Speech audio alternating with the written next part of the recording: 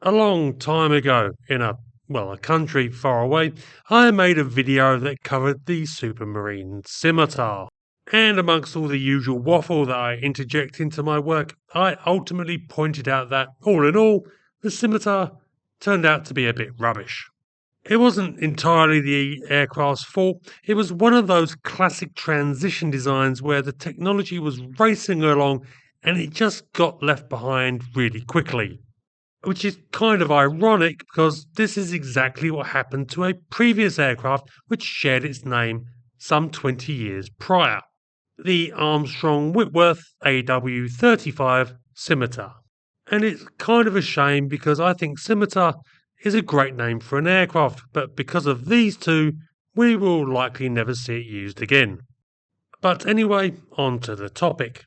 The Scimitar was Armstrong Whitworth's final attempt at building their own fighter after more than a decade of mediocre attempts to score a major contract. In the early 1920s, their Siskin fighters were one of the most successful designs in production, being adopted in, for the day, large numbers.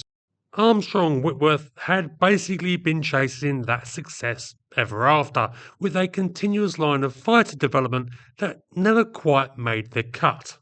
They had high hopes with their AW-16 design of 1930, which Armstrong Whitworth claimed had the potential to be the fastest fighter in the skies of the day, what with its powerful engine and special attention paid to making the aircraft as clean as possible aerodynamically. But apart from an order for 16 from the Guangxi faction in China, with some sources stating that only 4 were ultimately delivered, the AW-16 also failed to be a success. However, in the early 1930s, interest in acquiring new aircraft started to ramp up across the world. Firstly, there was the fact that aeronautical development was galloping along, meaning aircraft were obsolescent within a few years of their acquisition. Second, he who shall not be named on YouTube came to power, and suddenly the world got a lot more worrying. So Armstrong Whitworth decided to have a final crack at building a fighter. Starting by taking one of the AW-16 prototypes, they modified it with an enlarged tail and a more powerful version of their Panther engine, which they tried on the previous fighters they had unsuccessfully marketed. In the case of the Scimitar, a Panther 10 that produced 730 horsepower. Again, Armstrong Whitworth spent a considerable amount of effort in trying to streamline the design, with fairings for the fixed undercarriage and an improved cowling on the engine. Construction was of the standard Armstrong type, with a metal framework skinned with light alloy from the engine back to behind the pilot, and fabric for the rear fuselage, while the wings were also fabric with the leading edges clad in metal. With an armament of twin Vickers machine guns and a top speed of around 220 miles per hour, the AW-35 was broadly par for the course for a fighter circa 1932, certainly on paper at least. Unfortunately, its first flight took place in 1934. I have said multiple times in Forgotten Aircraft about how quickly things were progressing in the 1930s, and the Scimitar is a great example. The same year that Armstrong Whitworth flew their new fighter, rival company Gloucester was also testing their latest aircraft, the Gladiator. This immediately showed a top speed at least 10% faster than the Scimitar, and carried twice the armament.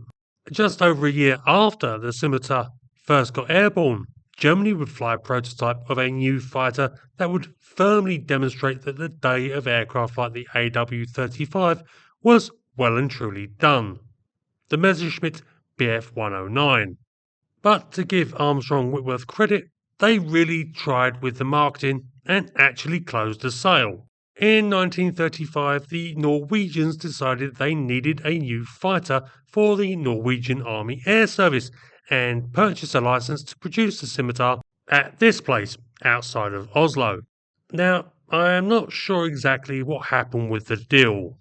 According to a website on the history of this place, preparations were well underway but fell through because of what it states were due to failure to cooperate with Armstrong Whitworth.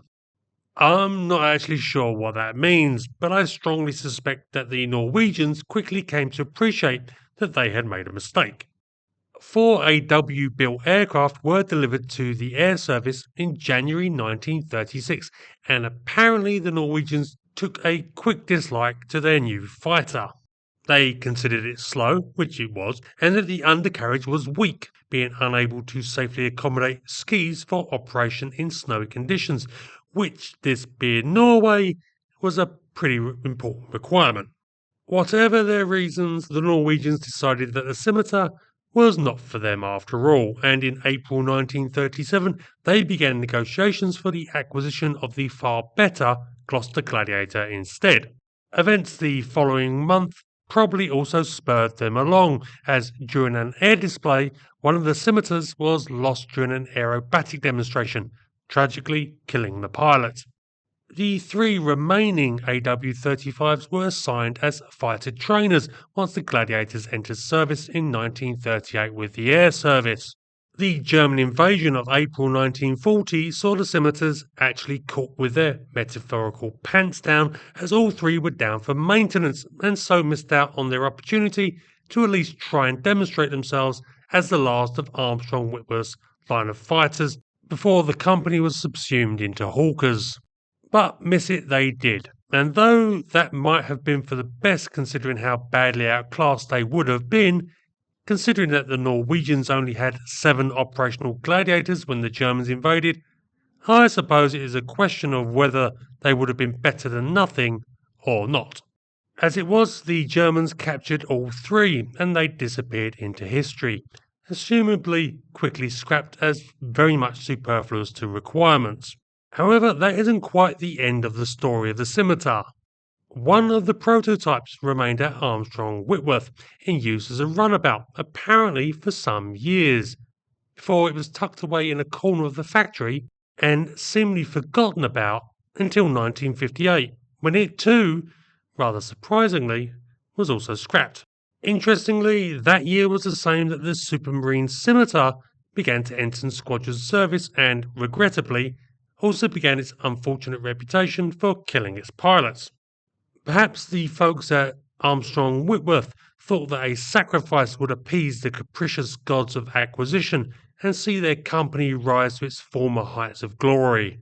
Jokes aside, for the last scimitar to have survived for such a period, especially surviving the great cuts after the war, and still to be broken up, does seem like a real shame for what was by that point a completely unique and almost completely forgotten aircraft.